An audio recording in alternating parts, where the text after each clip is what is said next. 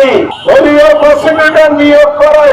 এই বিচার কার্যক্রমকে ব্যাহত করা এবং দীর্ঘদিন সময় ক্ষেপণের মাধ্যমে বিচার কাজ বিলম্বিত করার হতে হবে, তাহলে জনগণ মনে করবে আপনারা ইলেকশন ইঞ্জিনিয়ার শুধু করছেন না,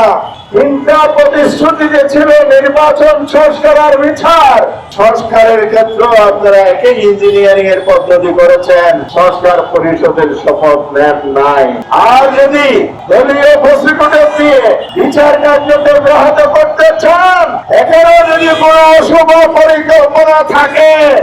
এর পরিণতি শুভ হবে না। কারণ এদেশের জনগণ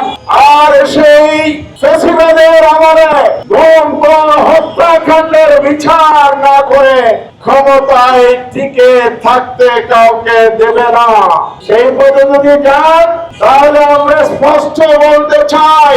বর্তমান বিচার প্রক্রিয়ার মধ্যে যারা আছেন, বিশেষ করে দলীয় প্রসিকিউটরকে বলতে চাই, ছোলে বড় কৌশলে যদি ব্যবস্থা চালান জনতার আদালতে আপনাদের বিচার হবে,